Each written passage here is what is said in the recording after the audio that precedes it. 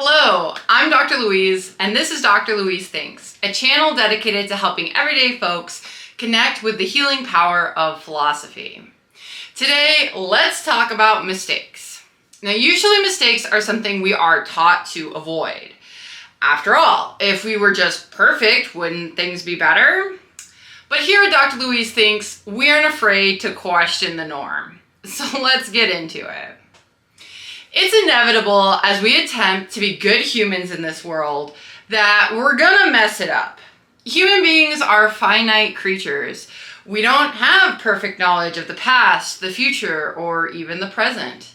At best, we know only a small portion of all the things that might be helpful in trying to be good humans. As a result, when we try to do good, we're often going to mess it up. The only way to avoid this would be to never attempt to do anything. And that sounds both undesirable and pretty difficult to accomplish. Personally, I have complex PTSD, courtesy of my two abusive parents and several decades of enduring abusive environments. This mental injury has gifted me with something called hypervigilance. This means, whether I want to or not, a large part of my mental resources are usually busy trying to gather and analyze all available information to anticipate and hopefully prevent any mistakes in whatever situation I'm in. This means that my brain is doing the most to try to avoid mistakes. And even with this, I am still regularly making mistakes. My biggest domain of mistakes is in who and how I love.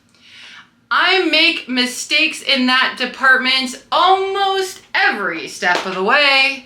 I love too hard, too loud, too honestly.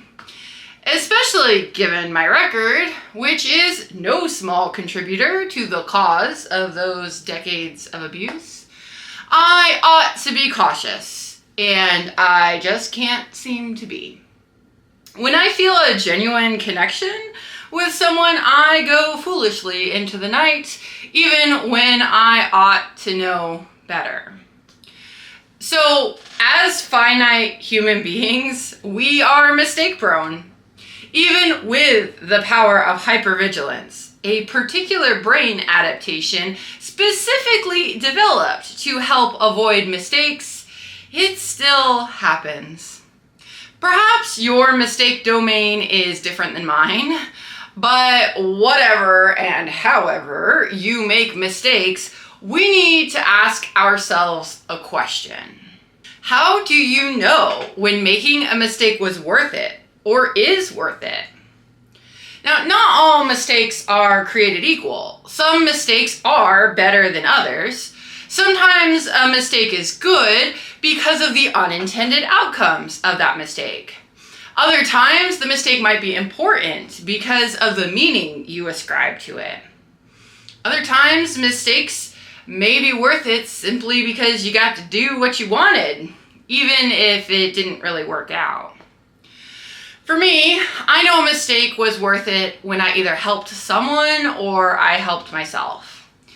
I subscribe to the philosophical idea in existentialism that the world doesn't inherently have meaning, but instead we create meaning for ourselves. And consistently in my life, that the number one thing that makes stuff meaningful is to be helpful. This has been used against me. Trying to be helpful to a narcissist is a surefire way to be exploited. And I have only in recent times allowed the idea of helping myself to count as a way to make things meaningful. But at my core, helping others and myself adds richly to the story of my life. Existentialism as an intellectual movement was born right around World War II and really took off in France. Some of the famous philosophers from this movement are Jean-Paul Sartre and Simone de Beauvoir, but a lot of the groundwork for the tradition was established by earlier scholars like Soren Kierkegaard and Friedrich Nietzsche. Given the horrors of World War II, many folks had to confront a reality where death, freedom, and meaninglessness seemed particularly urgent. Now, what counts as existential thought is not so neat and tidy, but two philosophers, Sartre and de Beauvoir, self-identified as existentialists.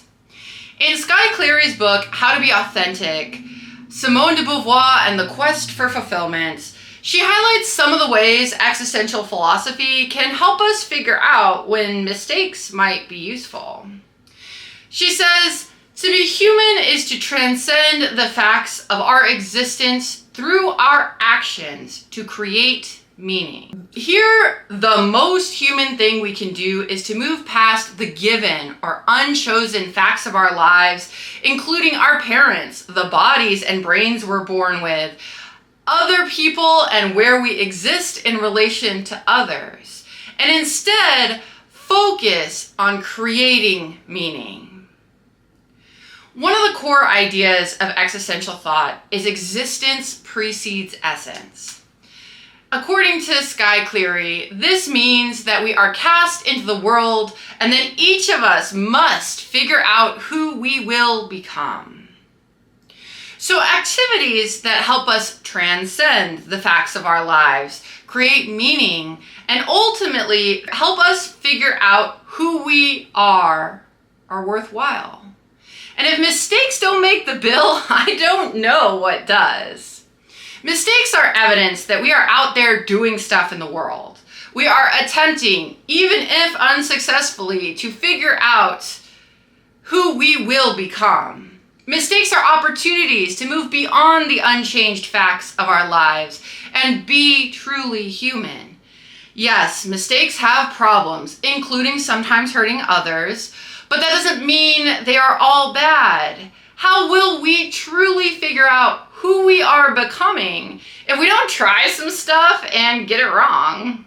How can we transcend the facts of our lives without first doing some stuff that's totally immersed in the facts of our lives, realize that wasn't right, and try again?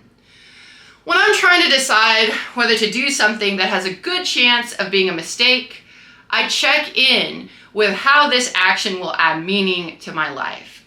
Since helping folks is directly one of the things that adds meaning to my life, I ask myself, am I helping myself or others in the process? If it all goes as badly as it possibly could, would I still feel it was worth it?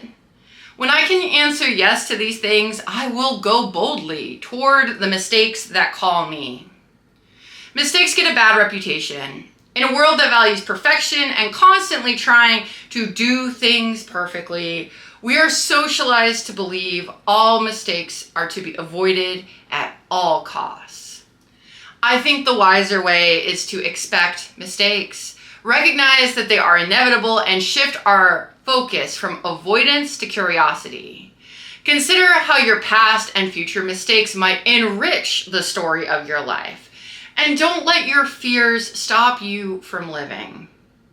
If you enjoyed this adventure through practical philosophy, be sure to hit the like button, subscribe, and hit that notification bell. Until next time, stay curious, think deeply, and keep questioning everything. I'll see you next time. Bye-bye.